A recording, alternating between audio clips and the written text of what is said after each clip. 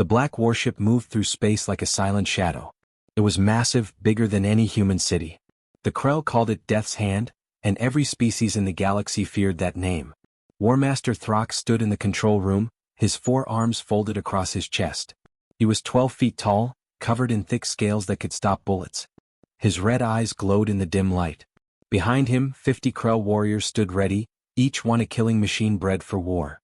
"Show me the planet," Throck commanded. A blue and green world appeared on the screen. It looked peaceful, almost beautiful. Throck's mouth opened in a cruel smile, showing rows of sharp teeth. "How many live there?" he asked. 8 billion humans, Warmaster," answered his officer Vash. "They are weak creatures. Soft skin, no natural weapons, no armor. They fight each other constantly. Their world is divided into almost 200 nations." Throck laughed, a deep sound that made the walls vibrate. 200 nations? They cannot even unite their own planet. This will be easy. The Krell had conquered the galaxy for 2,000 years. They had destroyed 400 different species. Some aliens tried to fight. Some tried to hide. Some begged for mercy. Nothing ever worked. The Krell always won. "What weapons do they have?" Throck asked. "Primitive nuclear bombs, Warmaster. Chemical explosives. Metal bullets fired from simple guns. Their spacecraft barely reached their own moon. They are at least 500 years behind us in technology." "Perfect." Throck turned to face his warriors. "We will follow the standard invasion plan. Send 3 dropships to their major cities. Kill their leaders. Destroy their military bases. They will surrender within 1 day, maybe 2. Then we will take their resources and their people. The strong ones will become slaves. The weak ones will become food." The warriors roared in approval, banging their weapons against the floor. What Throck did not know was that humans had been watching them for months. Far from Earth, hidden in the darkness beyond Pluto, the human monitoring station Horizon 7 floated in silence. Inside, Captain James Rodriguez stared at his screens, watching the Krell warship approach. "They're coming," he whispered into his communication device. "Just like we predicted. Send the signal to Geneva. Tell them the hunters are here." On Earth, deep underground in a secret military command center, General Sarah Chin received the message. She was a small woman, barely 5 feet tall, but her eyes were hard as steel. Around her, representatives from every nation on Earth waited in silence. "It's time," she said quietly. "Everyone knows what to do. We have one chance at this. If we fail, humanity ends today." The room filled with nervous energy. For 3 months, every nation on Earth had prepared for this moment. They had stopped all wars. They had shared all technology. They had built weapons in secret and trained soldiers for this exact situation. "General," said a young officer, "why don't we just try to talk to them? Maybe they'll leave us alone." Sarah shook her head. "We intercepted their communications. We know what they are. The Krell don't negotiate. They don't make peace. They hunt. They kill. They conquer. They've destroyed 400 civilizations. We're just number 401 on their list." She pressed a button on her console. "All units, this is Chen. The enemy is here. Remember your training. Make them think we're weak. Make them think we're scared. Make them think this will be easy. And when they get close..." She paused. "Show them what humans really are." In New York City, soldiers moved into position in hidden tunnels beneath the streets. In Beijing, engineers made final checks on equipment that hadn't existed 6 months ago. In London, scientists activated systems that no alien species had ever seen before. The Krell warship entered Earth's orbit. Throck looked at the planet below and smiled. "Launch the dropships. 3 cities. Maximum destruction. Let these humans see what happens when they meet real predators." 3 enormous dropships separated from the warship. Each one carried 20 Krell warriors, armed with plasma weapons and wearing armor that could withstand tank shells. They had done this hundreds of times on hundreds of worlds. The dropships screamed through Earth's atmosphere, leaving trails of fire across the sky. People ran through the streets, screaming and crying. News cameras broadcast images of the alien ships landing. It looked like chaos. It looked like panic. It looked like humanity was already defeated. But in the hidden command center, Sarah Chin watched everything on her screens and smiled coldly. "They fell for it," she said. "They actually think we're helpless." She opened a communication channel to all military forces on Earth. "All units," she said, her voice calm and deadly. "The predators have landed. Now let's teach them why humans are at the top of the food chain on this planet." The first Krell dropship landed in Times Square, New York. The ground shook as the massive craft settled onto the pavement, crushing cars beneath its weight. Steam hissed from its landing gear. The rear ramp lowered with a mechanical whine. 20 Krell warriors marched out, their heavy footsteps echoing between the tall buildings. Each warrior carried a plasma rifle that glowed with deadly energy. Their scales gleamed in the city lights. They looked invincible. Commander Rack led the group, his red eyes scanning the streets. Humans ran away screaming just as he expected. This was always the easy part. Spread out, Rack ordered. Find their leaders. Destroy their military. Make them fear us. The warriors moved forward, weapons ready. They walked past abandoned cars and empty shops. Somewhere in the distance, sirens wailed. Rack could smell the fear in the air. He loved that smell. Then the buildings exploded. Not one building. Not two. 12 buildings collapsed at exactly the same moment, falling in perfect patterns. Massive concrete and steel structures came down like domino pieces, creating walls of rubble that blocked every street around the Krell warriors. Rack spun around, confused. This was not random. This was planned.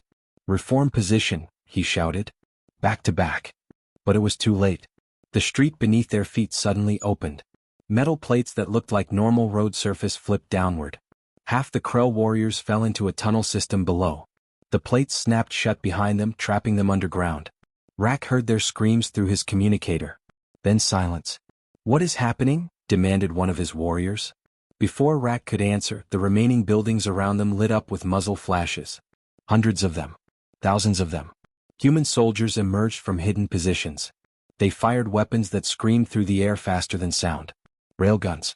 Each shot hit with the force of a small missile. The projectiles punched through Krell armor like it was paper. A warrior next to Rack took a railgun shot to the chest. The impact threw him backward 20 feet. He didn't get up. Return fire. Rack screamed, raising his plasma rifle. But the humans weren't standing in the open like stupid prey. They used cover. They moved in coordinated teams. They fired from windows, from rooftops, from underground positions. Every shot was aimed and deadly. Rack fired his plasma rifle at a building. The blast melted a hole in the wall, but the humans had already moved. A moment later, something small flew through the air toward him. A drone no bigger than a bird. It exploded against his chest armor. The shaped charge penetrated his scales. Rack fell to his knees, purple blood pouring from the wound. Through dimming eyes, he saw hundreds of humans advancing. They moved like trained soldiers, not frightened civilians. They wore armor he had never seen before. They carried weapons that shouldn't exist on a primitive planet. His last thought was that War Master Throck had made a terrible mistake. In Beijing, the second dropship landed in Tiananmen Square. The Krell warriors saw no humans at all. The entire area was empty. Buildings stood silent. No traffic. No people. Nothing. Squad leader Vorn felt uneasy. This is wrong, he said to his warriors. Where are they? Maybe they all ran away, suggested one warrior. Maybe they know they cannot fight us. Vorn didn't believe that. He had been on 50 conquest missions. Prey species always reacted the same way. Some fought. Some hid. But there were always some present. This emptiness felt like a trap. Advance slowly, he ordered. Watch everything. The warriors moved into the square, weapons sweeping side to side. Their boots echoed on the empty pavement. Still nothing moved. Then Vorn noticed something strange. The ground was perfectly clean. Too clean. Like it had been prepared. Stop, he shouted. Everyone stopped moving. But his warning came too late. The entire square was fake. The pavement they stood on was actually a thin layer of material stretched over a massive pit. The weight of 20 Krell warriors was exactly what the human engineers had calculated. The ground collapsed. The warriors fell 40 feet into a concrete chamber. Before they could recover, jets in the walls activated. Superheated steam filled the chamber at 300 degrees. The Krell screamed as their armor became too hot to touch. Then the acid came. Industrial acid, mixed with compounds specifically designed to eat through Krell biology. Human scientists had spent weeks studying tissue samples from the scout ship. They knew exactly what would work. The screams lasted for 2 minutes. Then stopped. Above ground, Chinese soldiers watched through cameras. One young soldier looked away, his face pale. War is ugly, said his commander quietly. But they came here to enslave us. To eat us. Remember that. In London, the third dropship landed near Buckingham Palace. The Krell warriors emerged cautiously. They had lost contact with the other two teams. Something was very wrong. Battle leader Krax split his warriors into defensive positions. Stay alert. These humans are more dangerous than we thought. They waited, but no attack came. The streets remained empty. Buildings stood silent. Minutes passed. Maybe the others scared them away, suggested a warrior. Krax didn't answer. He was watching a strange mist that had started drifting down the street. It was thick and gray, moving slowly toward them. What is that? Asked a warrior. Chemical weapon? Suggested another. Our armor filters can handle any toxin. But this wasn't a toxin. It was something worse. The mist reached the first Krell warrior. He breathed it in through his armor's air system. Nothing happened for 3 seconds. Then his body went completely rigid. He fell forward like a statue, unable to move a single muscle. Fall back. Krax shouted. But the mist surrounded them now. One by one the Krell warriors froze in place.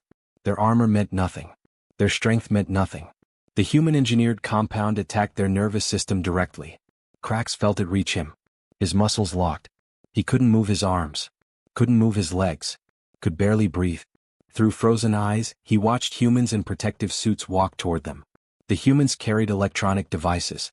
One human, a woman in a military uniform, stopped in front of Krax. You thought we were weak, she said in perfect Krell language. You thought we were primitive. You were wrong. She pressed a button on her device. Krax felt electricity surge through his body. Then darkness. On the warship above Earth, War Master Throck stood frozen in shock. All 3 dropships had gone silent. 20 warriors in each ship. 60 of his best killers. Gone in less than 10 minutes. Impossible, he whispered. This cannot be possible. His communication officer turned, all 4 eyes wide with terror. War Master, we are receiving a transmission from the planet. The main screen activated. A human woman appeared. She wore a green military uniform with stars on her shoulders. Her face was calm, almost peaceful. But her eyes were cold and hard. I am General Sarah Chin of United Earth Defense, she said. You came to our world to hunt us. To enslave us. To kill us. That was your mistake. Throck found his voice. You killed my warriors? You, primitive creatures? Sarah smiled, but there was no warmth in it. Primitive? We've been to our moon. We've split the atom. We've decoded our own DNA. And we've been studying your technology ever since your scout ship entered our solar system 3 months ago. Throck felt ice in his blood. You knew we were coming? We knew. We prepared. We built weapons. We trained soldiers. We united every nation on this planet for the first time in our history. And we did something else too. Sarah leaned forward. We learned everything about you. Your biology. Your tactics. Your weaknesses. You've conquered 400 species by being stronger and more brutal than them. But you've never faced a species like us before. What are you? Throck asked, his voice barely a whisper. We are humans, Sarah said. We are the species that hunted predators to extinction on our own world. We are the species that survived ice ages and plagues and wars. We are the species that turns everything into a weapon. And now, her smile grew wider and colder. Now you're the prey. The screen went black. Throck stood in silence. Around him, his crew waited for orders. Finally, one officer spoke. War Master, what do we do? Throck stared at the blue planet below. For the first time in his long career, he felt something he had never experienced before. Fear. War Master Throck's claws dug into his command chair. His breathing was heavy, his mind racing. 60 warriors dead in minutes. An entire planet that should have been helpless had just destroyed his best troops. Scan the planet's surface, he ordered. Find their military installations. Their weapon factories. Everything. His scanner officer worked frantically at his console. War Master, I am detecting. This cannot be right. What? Throck demanded. The humans have over 5,000 military bases. Weapon systems we cannot identify. And the officer's voice trembled. There are objects launching from the planet's surface. Hundreds of them. Coming toward us. On the main screen, red dots rose from Earth like angry hornets. Missiles. But not the primitive chemical rockets the Krell expected. These were different. Evasive maneuvers. Throck shouted.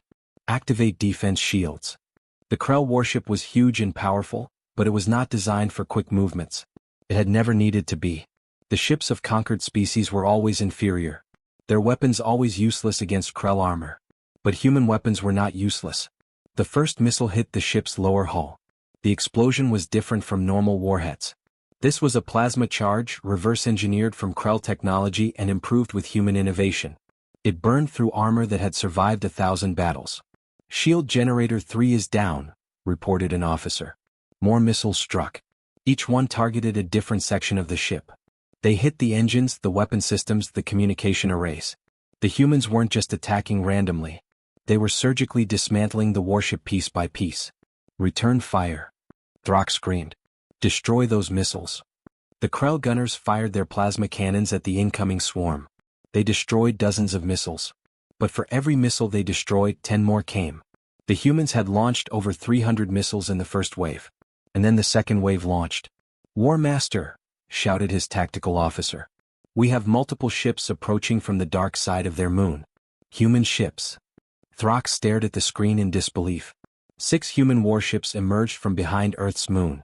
They were smaller than his ship, sleeker and faster. They looked nothing like the primitive spacecraft his scouts had reported. "When did they build those?" he whispered.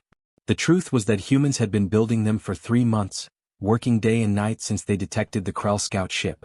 Every nation on Earth had contributed. American engineers, Chinese factories, Russian scientists, Japanese technology, European designs. All combined into something new. The human warships spread out in attack formation. They moved with precision like wolves surrounding a bear. Commander David Park sat in the captain's chair of the Earth defense ship Defiance. Around him, his crew worked with focused intensity. They had trained for this moment, but training and reality were very different things. "All weapons target the Krell ship's engines," Park ordered. "Fire on my mark." His tactical officer locked onto the targets. "Locked, sir." "Fire." All 6 human warships fired together. Railguns accelerated tungsten slugs to impossible speeds. Directed energy weapons cut through space like invisible knives. Missile pods launched smart weapons that dodged and weaved around Krell defensive fire. The Krell warship shuddered under the assault. Explosions rippled across its hull. Atmosphere vented from breached sections. Lights flickered inside the command chamber. Throck grabbed his communication console. "All Krell ships, this is War Master Throck. We are under attack at Earth. Send reinforcements immediately." Static crackled back at him. "Communication array is destroyed, War Master," reported his officer. "We cannot send long-range signals." Throck felt panic rising in his chest. The humans had planned this perfectly. They had waited until his ship was isolated, then struck with overwhelming force. "Full power to weapons," he commanded. "If we die here, we take this planet with us." The Krell warship's main cannon began charging. It was a massive weapon designed to crack planets. One shot could destroy an entire continent. The humans had to know this. Surely they would retreat. But the human ships didn't retreat. On the Defiance, alarms blared as sensors detected the energy buildup. "Sir, they're charging their planet-killer weapon," shouted the tactical officer. Park's jaw tightened. "How long until it fires?" 40 seconds. Park opened a channel to all 6 human ships. "All vessels, execute Protocol Omega. We don't let that weapon fire." Protocol Omega was a desperate plan. A last resort. But there was no choice. All 6 human warships turned and accelerated directly toward the Krell warship. Full speed. No hesitation. "What are they doing?" Throck stared at his screen. "Are they insane?" The human ships weren't firing anymore. They were just accelerating, pushing their engines to maximum power. Getting closer and closer. "War Master, they are going to ram us," his officer shouted. Throck understood then. The humans were going to sacrifice themselves to stop the planet-killer weapon from firing. 6 ships.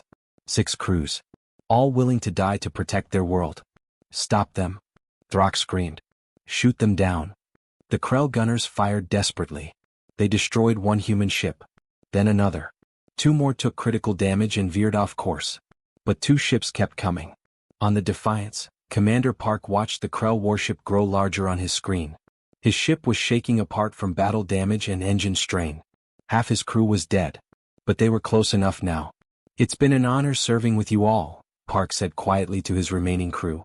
The Defiance struck the Krell warship at the point where the planet-killer weapon was charging. The impact was catastrophic. Both ships erupted in a ball of nuclear fire. The explosion was visible from Earth's surface. In the underground command center, General Sarah Chen watched the screens. She saw the Defiance disappear in the blast. She saw the second human ship, the Valiant, hit the Krell warship from the opposite side. Both points of impact were carefully calculated to trigger the planet-killer weapon while it was still charging. The Krell warship broke in half. Secondary explosions rippled through both sections. Escape pods launched desperately, but human fighters hunted them down. "The Krell ship is destroyed," reported an officer. His voice was flat, emotionless. Sarah stood in silence for a moment, honoring the sacrifice of the two crews. 400 humans had just died to save 8 billion. "Ma'am," said another officer. "We're receiving a signal. It's from one of the Krell escape pods. Put it on screen." War Master Throck appeared.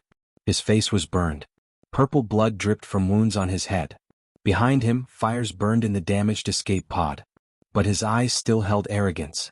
"You have won this battle, human," he snarled. "But it means nothing. The Krell Empire spans 2,000 star systems. We have fleets that could darken your sky. Armies that could cover your continents. You have made us angry. Now we will return with such force that your species will be erased from existence." Sarah looked at him calmly. "You still don't understand, do you?" "Understand what?" "We didn't just prepare for you," Sarah said. "While you were busy conquering primitive species, we were studying you. We hacked your scout ship's computer. We know where your fleets are. We know where your home world is. We know everything about your empire." Throck's eyes widened. "And here's what you don't know about humans," Sarah continued. "We don't just defend. We don't just react. When something threatens us, we don't wait for it to come back. We eliminate the threat completely." "What are you saying?" Sarah leaned closer to the camera. "I'm saying that while you were invading Earth, we were preparing something else. Project Retribution. Right now, 10 human ships are leaving our solar system.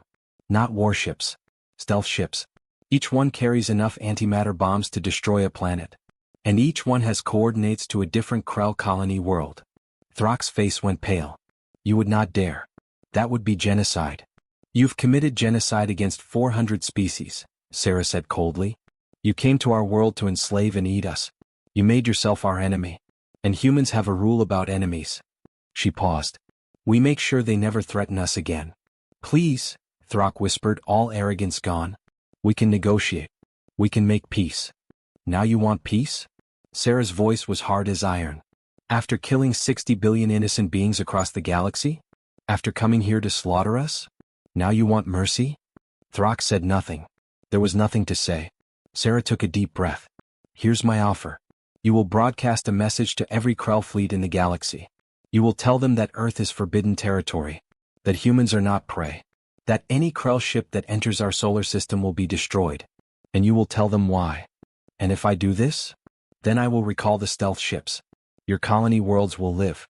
Your species will survive. But you will never threaten another species again because now everyone will know the truth." "What truth?" Sarah smiled grimly. "That the galaxy's greatest predators found Earth. And Earth taught them what it means to be prey." Throck closed his eyes. He had no choice. "I will send the message." "Good." Sarah gestured to her communications officer. "You have 1 hour. If we don't receive confirmation from all Krell fleets that they are withdrawing from contested systems, the stealth ships continue their mission." The screen went dark. Around the command center, exhausted humans stood in silence. They had won. Earth was safe. But the cost had been heavy. 600 humans dead in the ground battle. 400 more in the space battle. "Ma'am," said a young officer quietly, "do we really have antimatter bombs?" Sarah looked at him. "No.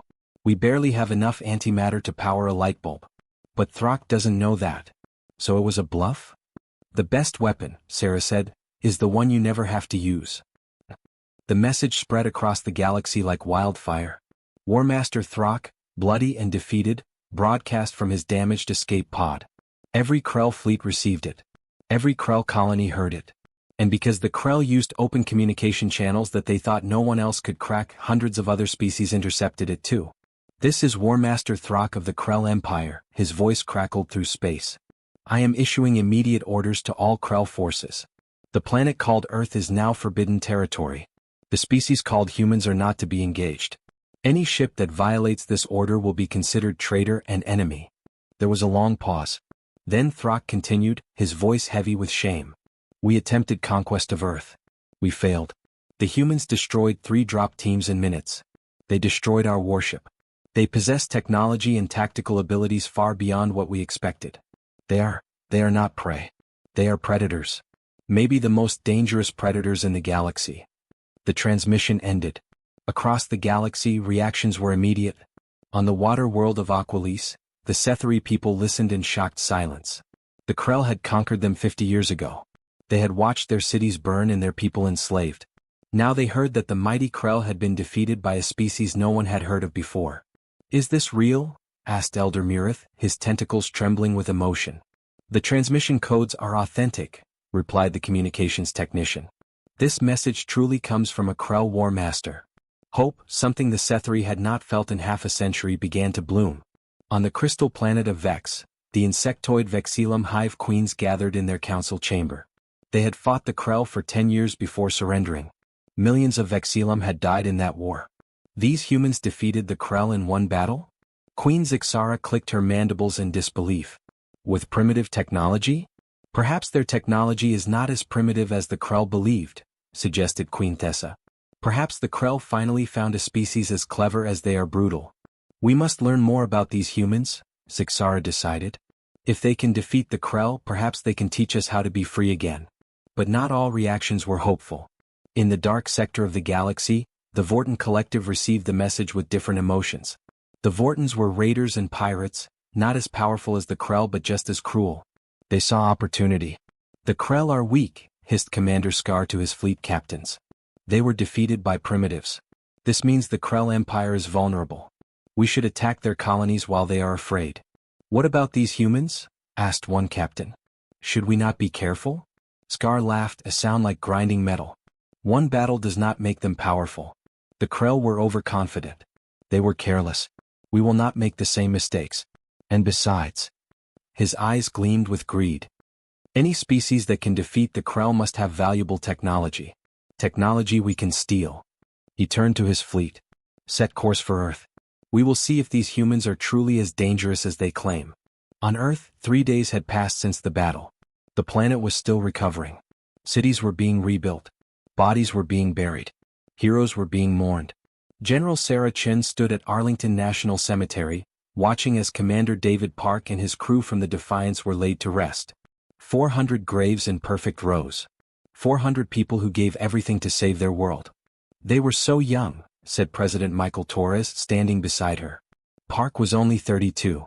"Old enough to be brave," Sarah replied quietly. "Old enough to make the choice that mattered." "The world wants to celebrate our victory," Torres said. "They want parades and medals and speeches about human greatness." "And what do you want, Mr. President?" Torres was quiet for a moment. "I want to make sure this never happens again. The Krell came here to destroy us. What if another species comes? What if someone worse comes?" Sarah had been thinking the same thing. "We got lucky, sir. We had 3 months' warning. We had time to prepare. Next time we might not be so fortunate." "Then what do? "We don't wait for next time," Sarah said firmly. "We go out there. We explore. We build. We make allies. We become strong enough that no one will ever think about attacking Earth again." Torres nodded slowly. "You're talking about a complete change in how humanity thinks about space. We've always seen it as something to explore slowly, carefully. You're talking about expansion. About becoming a real spacefaring species." "The Krell opened our eyes, sir. We're not alone in the universe. And the universe is more dangerous than we ever imagined. We either grow strong or we die. There's no middle ground." Before Torres could respond, an aide ran up to them, breathing hard. "General Chen, Mr. President, we have a situation. Our deep space sensors detected a fleet entering the solar system. 40 ships. Unknown design." Sarah's blood went cold. 40 ships? Where's the Krell signal? Are they breaking the agreement? "No, ma'am. These aren't Krell ships. We don't know what they are. They're not in any database we have." Sarah and Torres looked at each other. 3 days. They'd had 3 days of peace. "Get me to the command center now," Sarah ordered. 20 minutes later, Sarah stood in the underground command center, staring at the tactical display. 40 red dots showed the unknown fleet. They were moving slowly, cautiously through the outer solar system. "Have they tried to communicate?" Sarah asked. "Not yet, ma'am. They're just approaching. Current speed suggests they'll reach Earth orbit in 6 hours. What about our defenses? Can we fight 40 ships?" Her tactical officer looked grim. We have 4 functional warships left. The Defiance and Valiant were destroyed. The Guardian and Liberty took heavy damage and are still being repaired. We have missiles, ground defenses, but against 40 ships. He didn't need to finish. Try to hail them, Sarah ordered. Let's find out what they want. The communications officer worked his console. Broadcasting on all frequencies. Standard greeting protocols in multiple languages. They waited. Seconds felt like hours. Then the main screen flickered to life. The face that appeared was not what anyone expected. It was humanoid but clearly alien. Smooth purple skin. Large golden eyes. No nose, just small breathing vents. The creature looked almost gentle, nothing like the brutal Krell. I am Ambassador Tyrell of the Galactic Council, the alien said in perfect English. We come in peace to the planet Earth. Sarah stepped forward.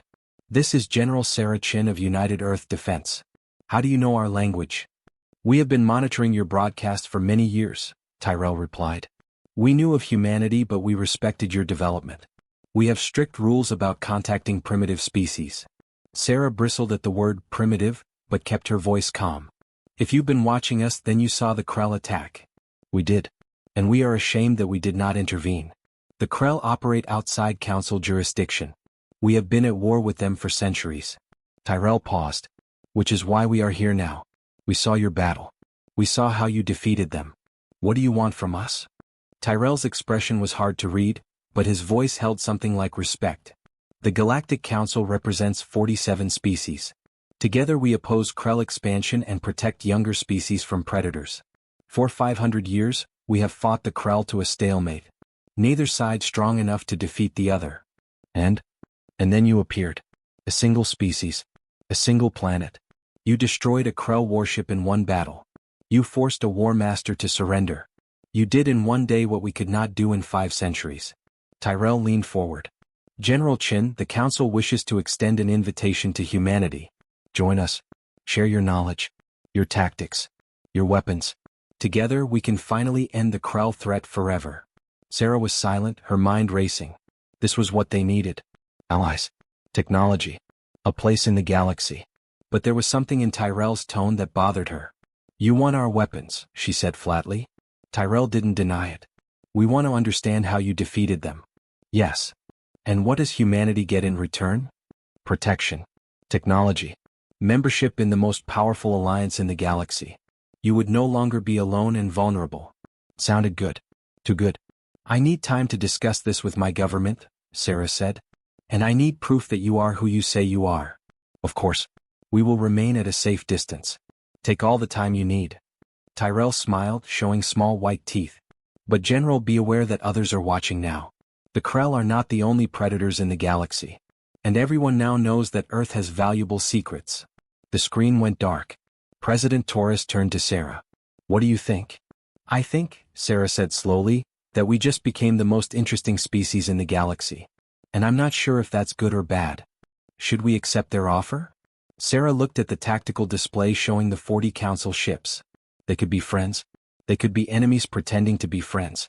Earth was too weak right now to know the difference. We need to buy time, she decided. Keep them talking. Learn everything we can about them. And in the meantime, she turned to her staff. Double our shipbuilding efforts. Triple our weapons production.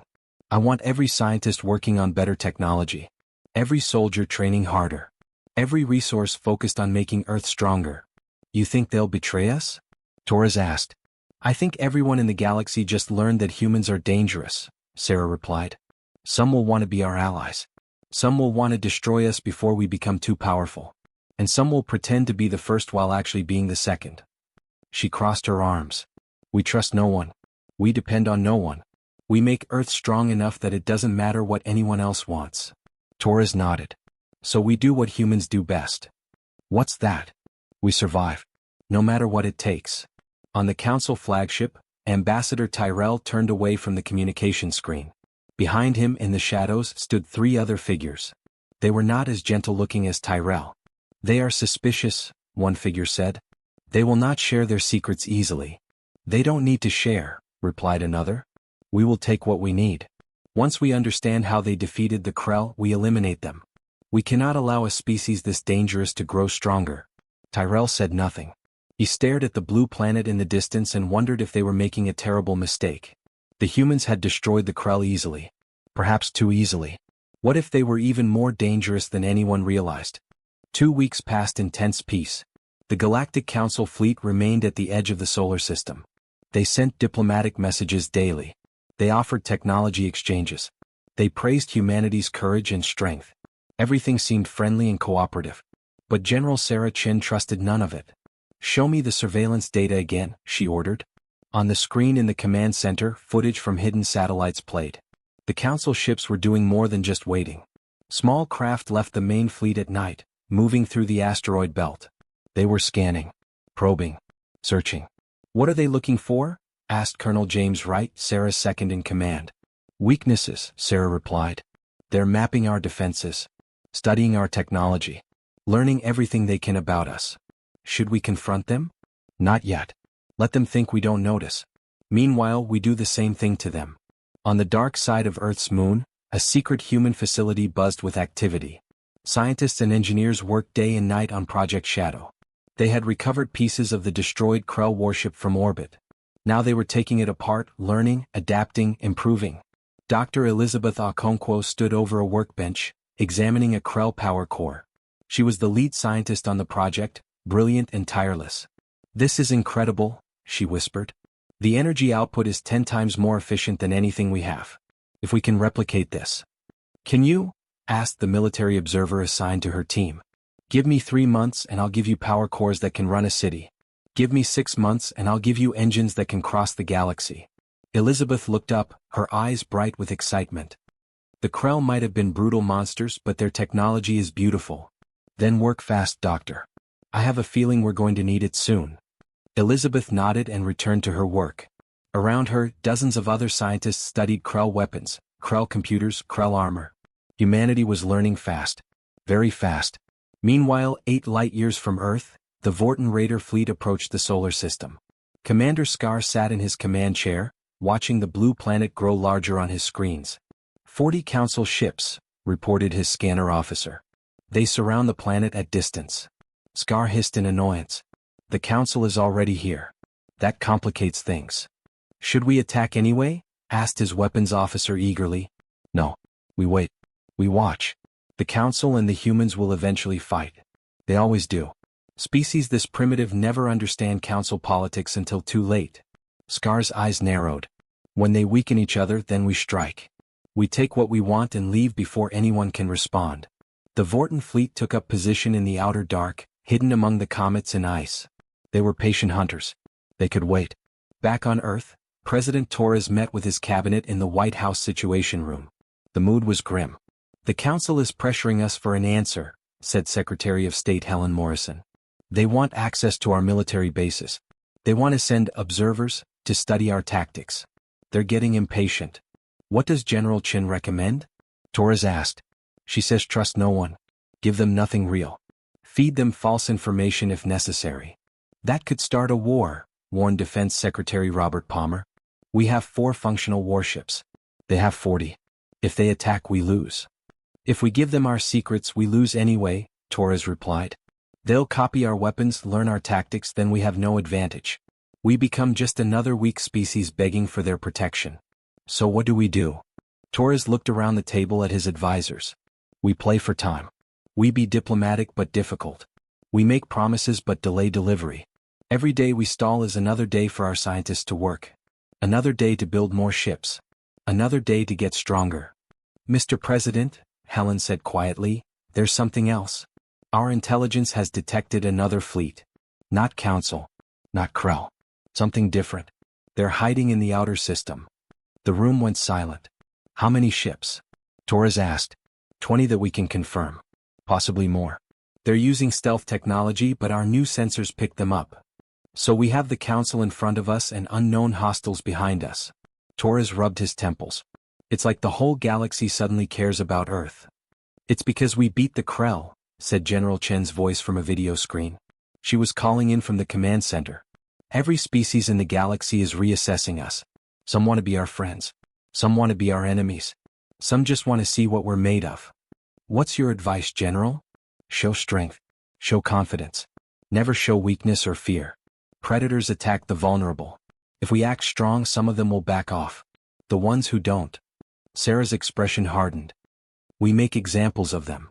The next day, Ambassador Tyrell requested a face-to-face meeting on Earth. After consultation with her advisors, Sarah agreed. But she chose the location carefully. The meeting took place in the ruins of Times Square, New York. The Krell attack had damaged the area badly. Buildings still showed blast marks. Streets were torn up from the trap systems. Evidence of battle was everywhere. Tyrell arrived with 2 guards. They were humanoid but massive, 8 feet tall and heavily muscled. Clearly warriors, not diplomats. Sarah met them with her own security team, armed with new weapons fresh from Project Shadow. General Chen, Tyrell greeted her warmly. Thank you for agreeing to meet. Ambassador. Sarah's voice was professional but cold. You wanted to talk. So talk. Tyrell looked around at the destroyed buildings. The Krell did this? We did this. We collapsed the buildings as a trap. The Krell just walked into it. Sarah gestured at the ruins. This is what happens when someone tries to conquer Earth. We turn our own cities into weapons. Tyrell's expression was difficult to read. Impressive. Brutal but impressive. You didn't come here to admire our tactics, Sarah said.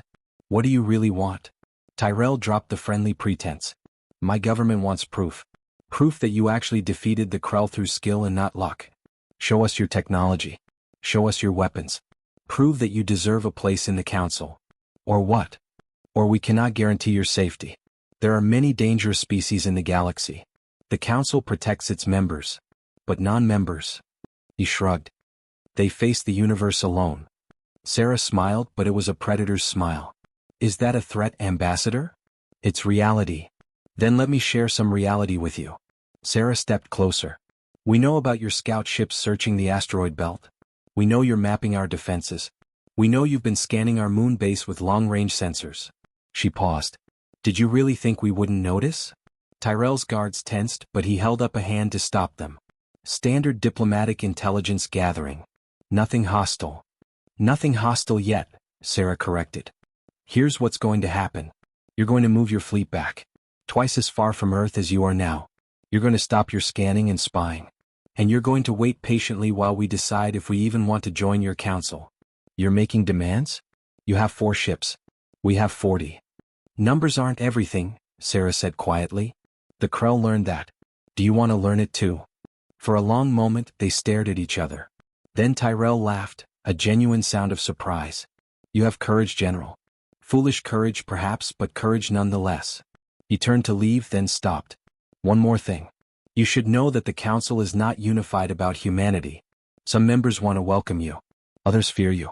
And a few. He looked back at her. A few think you should be destroyed before you become too powerful. Which group do you belong to, Ambassador? I haven't decided yet. Tyrell walked away with his guards. Sarah watched them go. Colonel Wright appeared beside her. That sounded like a warning, he said. It was. The question is, was it a friendly warning or was he trying to scare us? Does it matter? Not really, Sarah admitted. Either way, we need to prepare for war.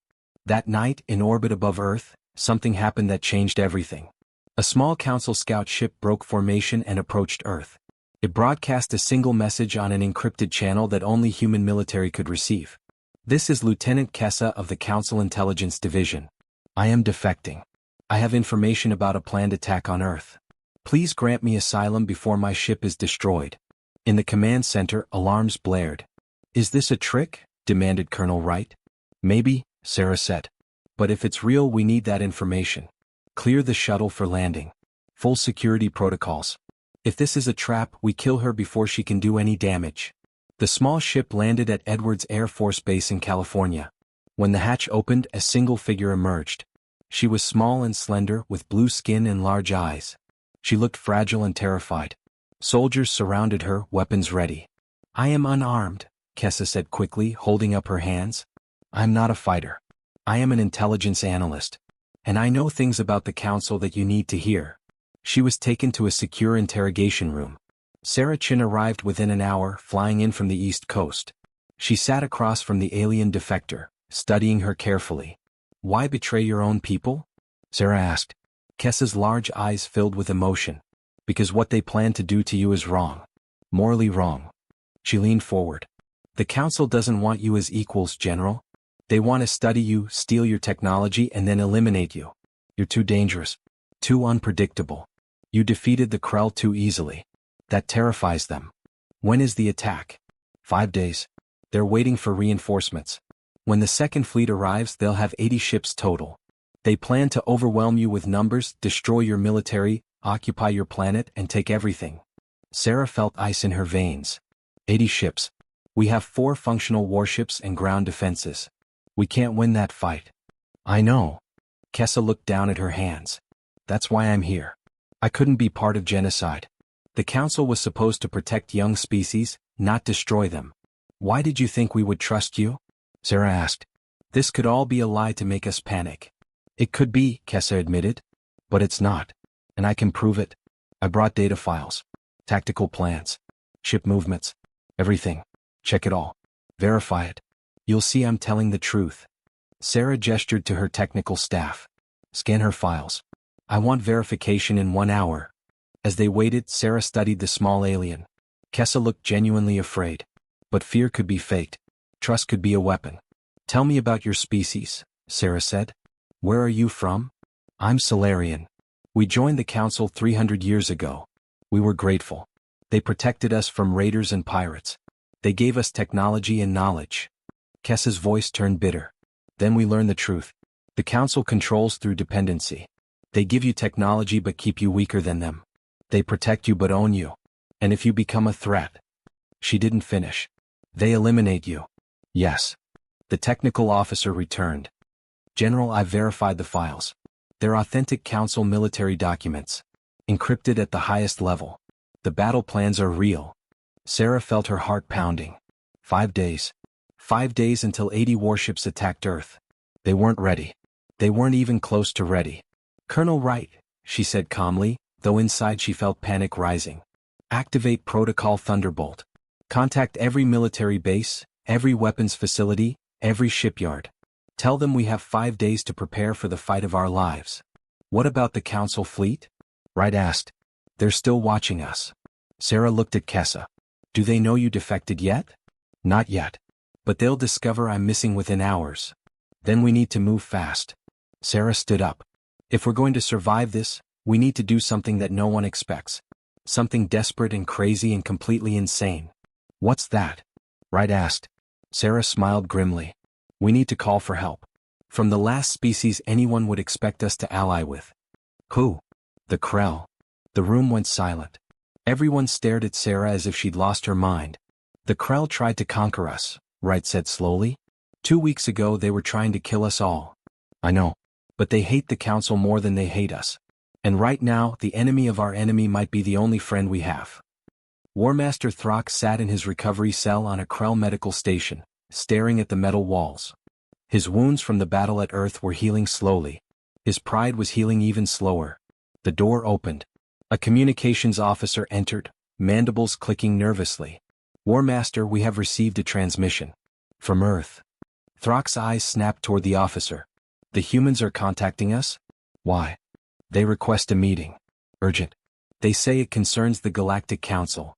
Throck stood, ignoring the pain in his injured chest. Show me. The holographic screen activated. General Sarah Chin appeared, her face serious and determined. War Master Throck, she said. I'm sure you're surprised to hear from me. I'll be direct because we don't have time for games. The Galactic Council is planning to attack Earth in 5 days with 80 warships. They want to destroy us and steal our technology. Throck's mandibles spread in shock. The Council? They claim to be peacekeepers. They're liars and hypocrites, Sarah said bluntly. We have evidence. Battle plans. Ship movements. A defector who brought us everything. The attack is real. She paused. I'm contacting you because we both know the Council has been your enemy for 500 years. They've blocked your expansion. They've protected species you wanted to conquer. They've fought you to a stalemate. What are you proposing, human? An alliance. Temporary. Against a common enemy. You want to break the Council's power. We want to survive. Help us fight them and we'll help you win this ancient war. Throck was silent for a long moment. His mind calculated possibilities, strategies, outcomes. The humans had defeated him, true. But they had also shown mercy. They could have killed him in his escape pod. Instead they let him live. "Why should I trust you?" he asked finally. "Because I'm offering you something better than trust," Sarah replied. "I'm offering you revenge. The Council stopped you from conquering Earth. Now they're trying to conquer us. Help us destroy their fleet, and the galaxy's balance of power changes forever. The Council loses. The Krell win. And humanity gets to survive. And after we defeat the Council? What then?" Sarah's eyes hardened. "Then we stay out of each other's way. Earth remains independent. Your empire stays away from our solar system. We're not friends, Throck. We're never going to be friends. But we can be allies of convenience." Throck considered. It was risky. It was unprecedented. The Krell had never allied with prey species before. But the humans weren't really prey, were they? They were something else. Something dangerous and useful. "I will bring 5 warships," Throck said finally. "My personal fleet. That is all I can spare without alerting the Krell High Command. If this is a trap, human, I will personally tear your planet apart." "Understood. And Throck? Thank you." "Do not thank me. I'm not doing this for you. I am doing this because the Council has blocked Krell expansion for too long. It is time they learned fear." The transmission ended. Sarah turned to her command staff. They looked shocked, horrified, and impressed all at once. "Did we just ally with the species that tried to eat us?" Colonel Wright asked. "Yes. And now we need more allies."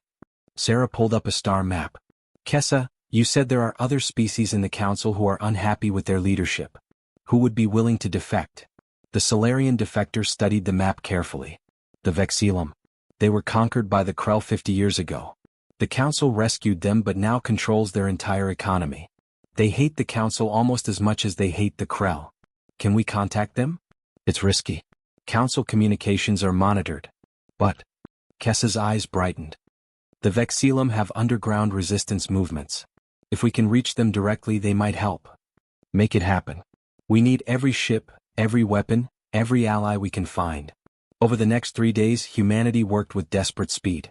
At the lunar facility, Dr. Elizabeth Okonkwo and her team completed the first human-designed ship powered by reverse-engineered Krell technology. They called it the Prometheus. It was smaller than a Krell warship but faster and more maneuverable. "We only had time to build one," Elizabeth reported to Sarah via video link. "But it's a masterpiece. Krell power core human weapon systems and something special. A cloaking field based on technology we found in the Krell computer files." "A cloaking field? Actual invisibility?" "For about 30 minutes before the power drain becomes critical. But 30 minutes might be enough." "It will have to be. Get the Prometheus to Earth orbit immediately." Meanwhile, secret messages flew through dark channels of communication. The Vexillum resistance received humanity's call for help. Their response was cautious but interested. "We can send 15 ships," transmitted Hive Queen Zixara. "They are old vessels, mostly transports we've secretly armed. But they can fight.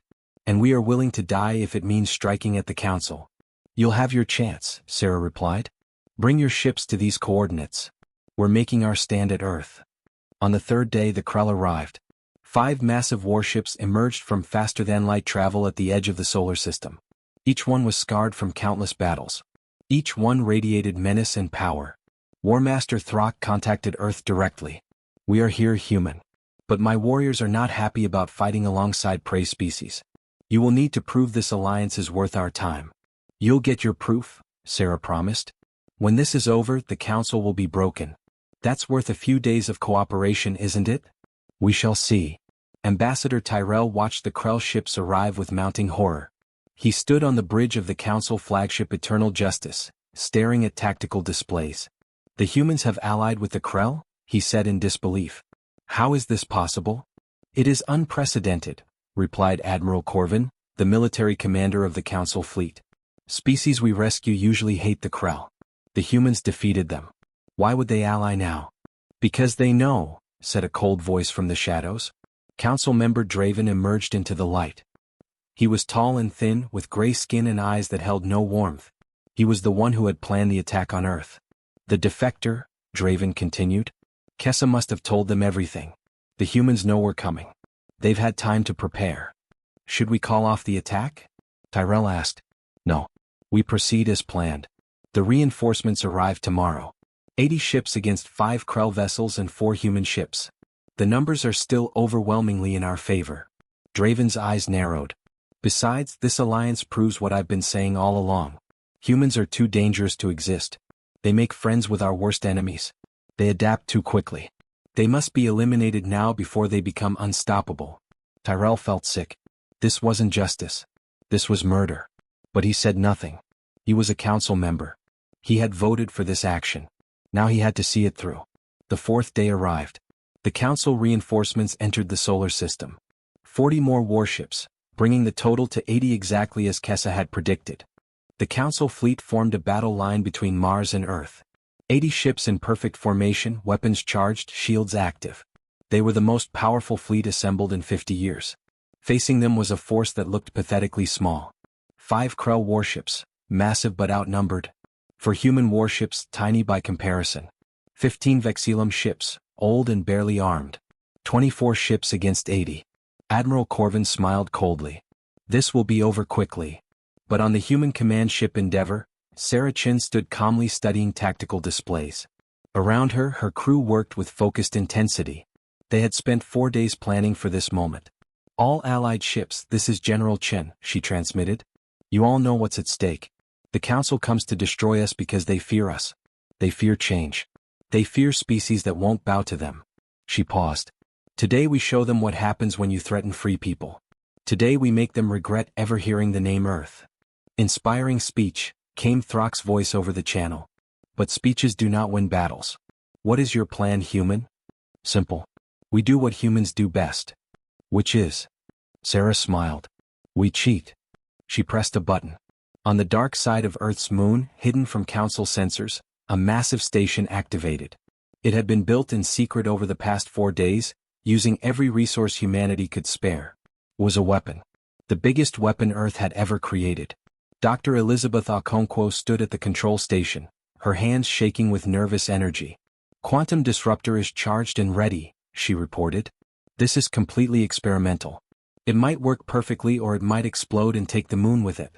I have faith in you, Doctor, Sarah said calmly. I wish I had faith in me, Elizabeth muttered. But she entered the firing sequence anyway. The quantum disruptor fired. It didn't shoot a beam or a missile. Instead, it released a pulse of energy that spread through space like an invisible wave. When it reached the Council fleet, something extraordinary happened. All 80 Council ships suddenly lost power. Engines died. Weapons deactivated. Shields collapsed. Life support went to emergency backup. The entire fleet went dark and dead in space. What is happening? Admiral Corvin shouted, staring at his failing systems. Some kind of electromagnetic pulse, reported his engineer. But much more powerful than anything we've encountered. It shut down every system. We're completely defenseless. On the Endeavor, Sarah's smile grew wider. Now Throck. Now we attack. The 5 Krell warships surged forward, engines blazing. They fell upon the helpless Council fleet like wolves on sheep. Plasma cannons fired at point-blank range. Missiles streaked through space. Within minutes, 10 Council ships were destroyed. The human warships joined the assault, their new weapons tearing through unpowered shields. The Vexilum ships, old but determined, targeted Council command vessels with everything they had. It was a massacre. Restore power. Corvin screamed. Someone restore power now. Working on it, Admiral. The pulse disrupted our core systems. It will take at least 20 minutes to reboot. 20 minutes. They didn't have 20 minutes. 15 Council ships exploded in the first wave of attacks. 20 more took critical damage. The Council fleet, so confident minutes ago, was being torn apart. Then the Prometheus appeared. It had been cloaked, invisible, waiting for this moment. Now it decloaked directly behind the Council flagship. The new ship was small and fast, and it carried a special weapon that human scientists had built specifically for this battle.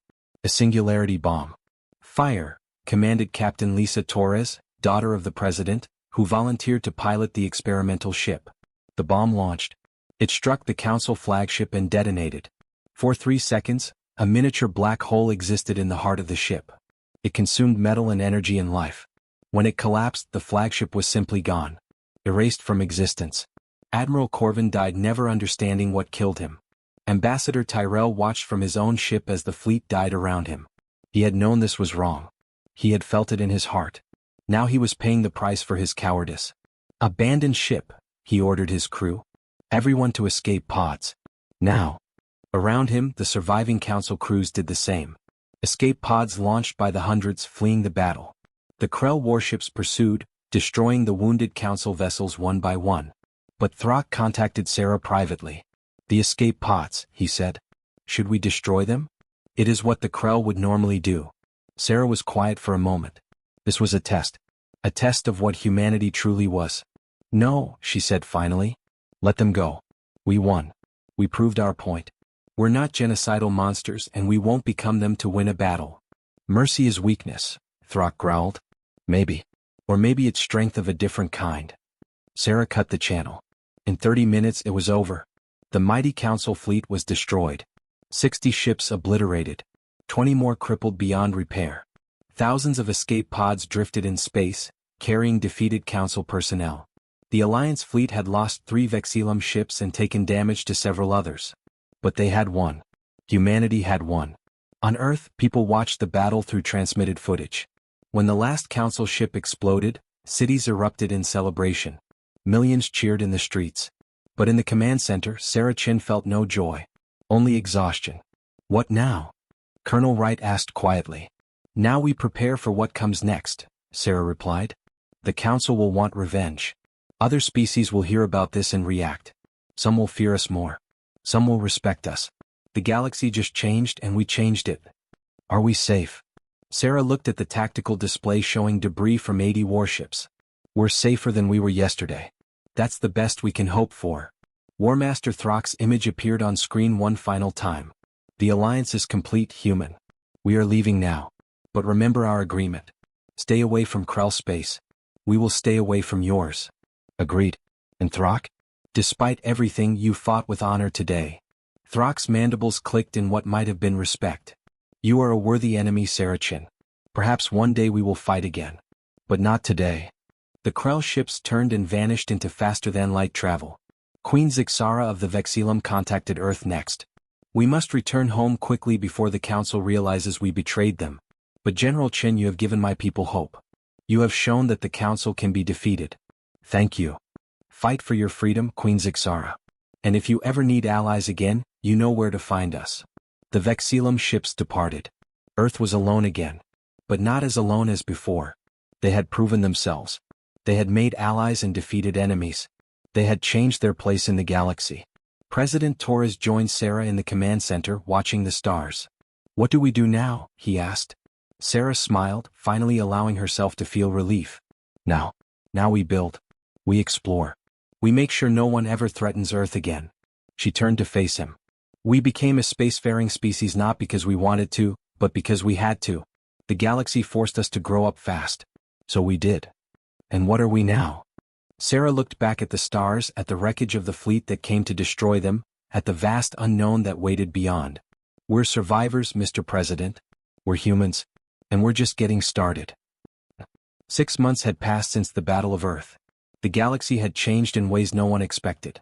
News of humanity's victory spread faster than light itself, carried by traders, refugees, and survivors. Every species heard the story. A primitive world had destroyed the mighty Galactic Council fleet. The impossible had happened. On Earth, General Sarah Chin stood in the newly built orbital command station, watching construction crews assemble the fifth ring of defenses around the planet.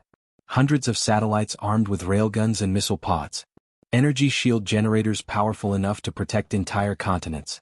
Early warning systems that could detect threats from light years away. Earth would never be caught unprepared again.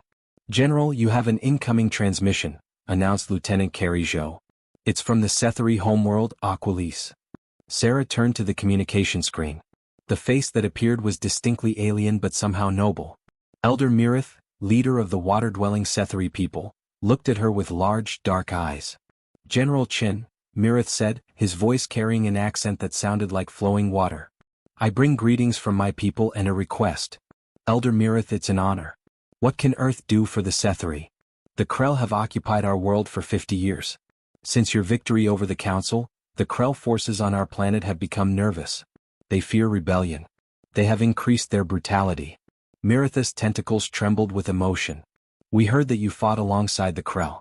That you have some understanding with them. We hope you might help negotiate our freedom. Sarah felt the weight of responsibility settle on her shoulders. 6 months ago, Earth was just trying to survive. Now other species look to humanity for help. I'll contact War Master Throck, Sarah promised. I can't guarantee anything, but I'll try. That is all we ask. Hope, General Chin. You have given the galaxy hope. The transmission ended. Colonel Wright stepped beside Sarah, his expression troubled. We're becoming involved in galactic politics, he said. Is that wise? We're still building our strength. We don't have a choice, Sarah replied. The galaxy is watching us. If we hide and do nothing, we look weak. If we help, we build alliances. Besides, she looked out at the stars. The Sethri suffered for 50 years. If we can help them, shouldn't we try? Wright nodded slowly. So we call the Krell? Our temporary allies who were trying to conquer us 7 months ago? Politics makes strange friends, Sarah said with a slight smile. Let's see if Throck is willing to negotiate. The call took 3 days to arrange. When Throck finally appeared on screen, he looked different. More scars on his scaled face. His eyes harder than before. General Chin, he rumbled. Why do you contact me? Our alliance ended after the battle. I'm calling about the Sethri. They want their freedom from Krell occupation. Throck's mandibles clicked in what might have been laughter. The Sethri are conquered. They belong to the Krell Empire. This is not your concern, human. It becomes my concern when they ask for help. You and I both know the galaxy has changed. The Council is broken. New powers are rising. The old ways of conquest and slavery aren't working anymore. You want me to simply release the Sethri? Give up a valuable colony? I want you to consider the future, Sarah said carefully. The species you've conquered all hate you. They'll rebel eventually. It's only a matter of time. But if you release the Sethri peacefully, negotiate fair trade agreements instead of occupation, you gain something better than slaves. What is that? Trading partners. Allies maybe. Species that work with you instead of against you.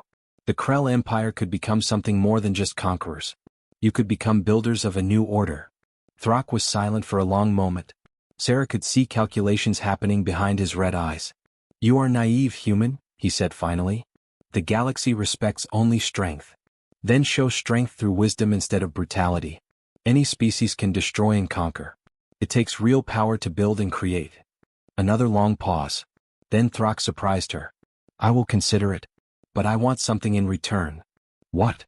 Your weapons technology. The quantum disruptor you used in the battle. The singularity bombs. Share these with the Krell Empire. Sarah had expected this. No. Those weapons stay with Earth. But she had prepared an alternative.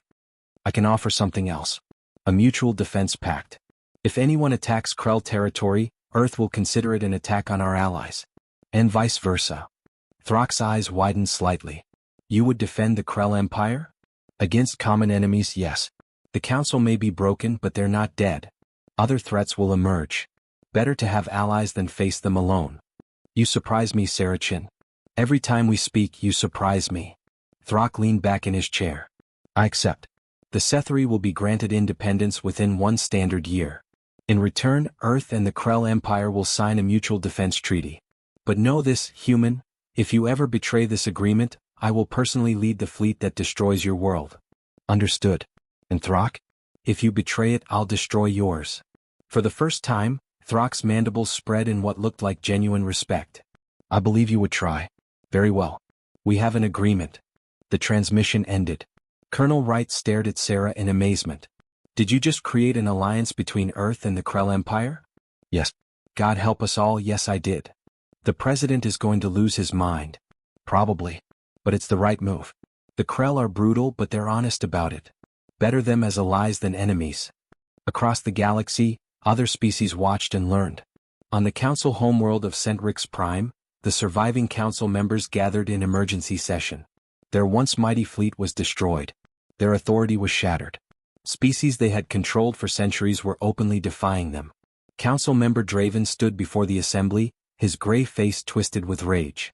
This is all because of the humans, he shouted. One primitive species has destroyed 500 years of Council authority. They must be punished. They must be made an example. With what fleet? Demanded Council member Tyrell quietly. We lost 80 warships. It will take decades to rebuild. Then we use other methods. Assassination. Sabotage. Economic warfare. We cannot let the humans go unpunished. Tyrell stood up, his voice carrying across the chamber. Or perhaps we accept reality. The humans defeated us because we underestimated them. Because we acted out of fear instead of wisdom. Maybe. He paused, knowing his next words would be considered heresy. Maybe we should negotiate with them instead of fighting them. Negotiate. Draven spat the word like poison. You would have the council bow to primitives? I would have the council survive. And survival means adapting to new realities. The chamber erupted in arguments. The council was divided. Some wanted revenge. Some wanted peace. Some wanted to pretend Earth didn't exist and hope the problem went away. None of them realized they were already too late. Meanwhile, in the dark sectors of space, the Vorten raiders had been watching everything. Commander Scar sat on his command ship, studying intelligence reports. The humans have made alliance with the Krell, reported his intelligence officer. The council is broken. The Vexillum have declared independence. Everything is chaos. Scar's eyes gleamed with opportunity. Chaos creates opportunities for those smart enough to seize them. The council is weak. The Krell are distracted. This is our chance to expand our territory. What about the humans? They destroyed a council fleet. They had surprise and luck. They won't have those advantages against us. Scar stood up, addressing his captains. We avoid Earth for now. Instead, we target the former council colonies. Those species are vulnerable. We take what we want before anyone else claims them. It was a reasonable plan. But Scar made one critical mistake. He assumed humanity only cared about Earth. 3 weeks later, the Vorten fleet attacked the peaceful mining world of Talaxis. The planet had been under council protection until the fleet was destroyed. Now they were defenseless. Vorten raiders landed and began slaughtering civilians, taking resources and destroying infrastructure. It was brutal and efficient. They had done this hundreds of times before. But this time someone was watching. The human monitoring ship Discovery had been patrolling the sector, part of Earth's new early warning network. Captain Maria Santos saw the attack beginning and immediately sent a message to Earth. We have a situation. Hostile force attacking civilian population. Request permission to intervene. The response came back within minutes. General Sarah Chen's voice was cold and clear. Permission granted. Show them why we protect the innocent. The Discovery wasn't a warship. It was a science vessel with light weapons. But Captain Santos had a crew of 50 determined humans and a ship equipped with cutting-edge technology. Battle stations, she ordered. Let's make humanity proud. The Discovery dropped out of faster-than-light travel above Talaxis. The Vorten raiders were too busy looting to notice immediately. Santos opened a communication channel. Attention Vorten fleet. This is Captain Maria Santos of Earth Defense Ship Discovery. You are attacking a civilian population. Cease immediately or face the consequences. Commander Scar's face appeared on screen, laughing. One small human ship. You think you can stop us? There are 20 Vorten warships here. I don't think I can stop you, Santos replied calmly. I know I can. She cut the transmission and turned to her weapons officer. Fire everything. The Discovery might have been small, but it carried weapons designed by the same scientists who built the quantum disruptor. Railguns that could punch through ship armor. Missiles with AI guidance systems. And something new, nanite warheads. The first missile struck a Vorten ship. Instead of exploding normally, it released billions of microscopic machines that began eating through the hull, disabling systems, spreading like technological cancer. Within 2 minutes, 3 Vorten ships were dead in space, their systems consumed by nanites. What is this? Scar screamed. What weapon is this? His tactical officer was panicking. Unknown technology. The nanites are self-replicating. If they spread to other ships, all ships fall back. Get away from the infected vessels. But the Discovery wasn't done. Santos had called for help the moment she arrived. Now that help came. 2 Earth warships dropped out of faster-than-light travel. The Guardian and the Liberty, both fully repaired and upgraded after the Council battle. Behind them came 15 Vexillum vessels and, surprisingly, 2 Krell warships. This is Commander Jackson of Earth Defense Ship Guardian, came a transmission. Vorten fleet, you have attacked civilians under Earth protection. Surrender immediately or be destroyed. Scar stared at the overwhelming force. His 20 ships against 20 Earth-allied vessels. His raiders against professional military forces. Retreat, he ordered. Full speed. But the Krell warships were faster. They cut off the Vorten escape route, plasma cannons glowing with deadly intent. "No one escapes," rumbled a Krell commander. "The humans have taught us that those who prey on the weak must be stopped." It was surreal. The Krell, the galaxy's most feared predators, were defending civilians alongside humans. The battle was short and brutal. 10 Vorten ships were destroyed. The rest surrendered. Scar was captured alive and brought aboard the Guardian in chains. Captain Santos went down to the planet's surface with a rescue team. The Talaxians were a gentle species, herbivores with soft fur and large eyes. Hundreds had been killed in the raid. Thousands more were injured. An elderly Talaxian approached Santos, tears streaming down his face. "You saved us," he whispered. "What? We are nothing to you. We have nothing to offer." Santos knelt down to his level. "You don't need to offer anything. Protecting the innocent is what humanity does. It's who we are." The old Talaxian touched her hand gently. "Then may the universe bless your species, human. You are the first to show us mercy in a cruel galaxy." Back on Earth, President Torres watched the reports of the Talaxis rescue with a mixture of pride and concern. "We're becoming the galaxy's protectors," he said to Sarah Chin. "Is that sustainable? Can we really police the entire galaxy?" "We don't need to police everything," Sarah replied. "But we need to make a statement. We won't tolerate genocide or slavery or brutal conquest. Other species will follow our example or they'll face us." "That sounds like an empire." "No, sir. Empires conquer and control. We're doing something different. We're creating a coalition of free species who defend each other. The Council tried to control through fear. The Krell control through strength. We're offering something new, cooperation based on mutual respect." Torres smiled slightly. "You've thought about this a lot, haven't you?" "Every single day since the Krell first arrived, sir. We were given a choice. Become victims or become leaders. I chose leaders." 3 months after the Talaxis incident, Earth received an unexpected visitor. A single ship approached the solar system broadcasting diplomatic codes. It was from the Council but not a military vessel. Ambassador Tyrell himself had come to Earth. Sarah met him in Geneva in a conference room overlooking the city. Tyrell looked older, tired. The arrogance he'd shown at their first meeting was gone. "General Chen," he said quietly, "I come to offer an apology and a proposal." "I'm listening." "The Council was wrong. I was wrong. We acted out of fear and pride. We saw your strength and wanted to eliminate you instead of learning from you." Tyrell sat down heavily. "The galaxy is changing. The old order is dying. Species we controlled for centuries are demanding freedom. The Krell are negotiating instead of conquering. Everything we thought we knew is wrong. What do you want, Ambassador?" "Peace. A real peace, not the false peace where we pretend to be friends while planning your destruction." He looked directly at her. "I propose a new galactic council. One where all species have equal representation. Where decisions are made democratically. Where humanity has a seat at the table not as subjects but as leaders." Sarah studied him carefully. "Why the change of heart?" "Because I've seen what you've built in less than a year. Alliances with former enemies. Protection for the weak. Technology shared for mutual benefit. You've done more good than the Council did in 500 years. Tyrell's voice held genuine emotion. "My species, the Solarians, were once conquered and desperate. The Council saved us. But then they controlled us. I don't want that for other species. I want what you're offering, real freedom." "And the Council members who still want us destroyed?" "They're a minority now. Most of the Council sees the same thing I do. The future belongs to cooperation, not domination. We want to be part of that future." Sarah was silent for a long time, thinking. Finally she nodded. "I'll take your proposal to the United Earth government. But Tyrell, understand this. If the Council betrays us again, there won't be a third chance. We'll dismantle your entire organization and build something better in its place." "I understand.